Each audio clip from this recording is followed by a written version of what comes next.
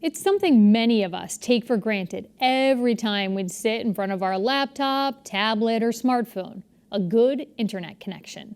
But for thousands of people living in rural sections of Western Massachusetts, getting online has been an issue for years. Recently, the state's Last Mile Infrastructure Grant Program has helped many communities bridge this digital divide. Producer Dave Fraser brings us the story. There's a certain sensible charm that thrives in the rural communities of western New England. The natural beauty and quietude makes it an attractive place for some to work and live. However, with that peace and tranquility often comes limited services, namely a good internet connection. And you have folks that, who might be professionals that operate a business from home, or have the luxury of working from home. There's internet needs to meet some of that. And if you're living in a small town, that becomes a great challenge for sure. Connecting the unconnected has been on the agenda for state government, small town select boards, and committees for years.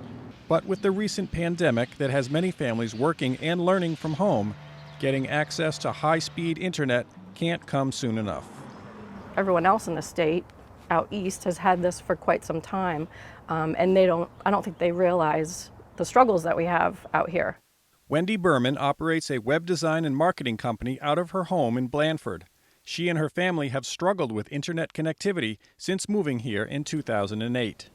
We've been talking about this and anticipating it for what seems like forever.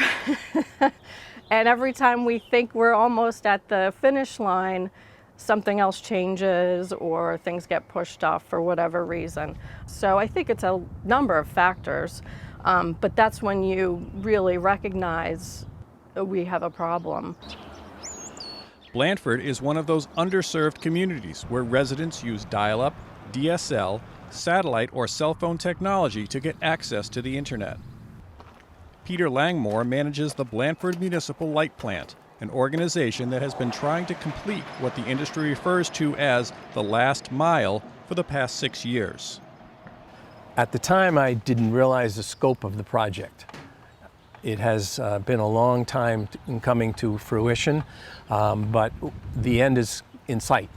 Westfield Gas and Electric will provide internet service to the town through its Whip City Fiber division. The hub of this service will come out of this nondescript concrete building known as the Hut.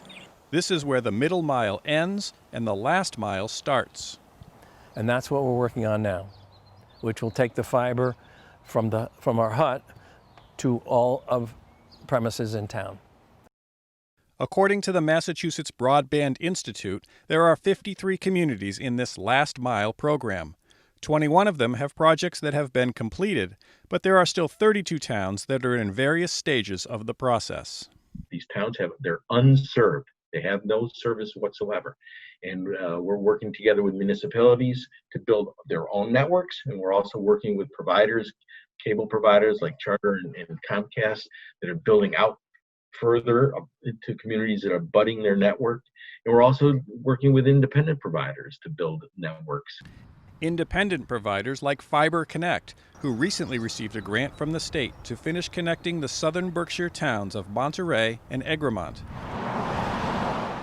About 40 miles to the northeast is the Hampshire County town of Worthington, and they are going a different route, partnering with their cable provider, Comcast. We seriously considered building our own fiber network like the rest of the towns. We had 2 different options that we put before the voters 2 years ago, and one of them came within 3 votes of the necessary 2/3 majority and didn't make it. And so here we are with this Comcast deal. Work in Worthington was supposed to be completed by this July, but Select Board Chair CHARLEY is doubtful that will happen.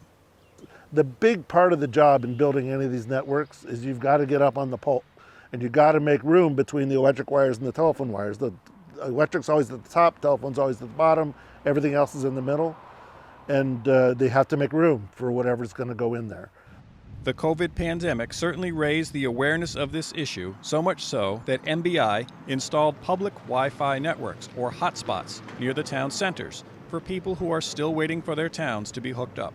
Cars can drive up and get a 250 megabit service, which is pretty good. So we did that in those communities that had no services. It gives them more because more people are now at home, but it's all, they have to drive to it. It's not at home, and that's what we've done there. So we're trying to find ways or bridges to tomorrow today, in providing those hotspots. Although there is still much work left to be done, for those who have struggled without a good internet connection for years, the future looks promising. I think, ultimately it's going to change the nature of the population, I think, of the Hilltowns. Suddenly, the opportunities will be here that just didn't exist before.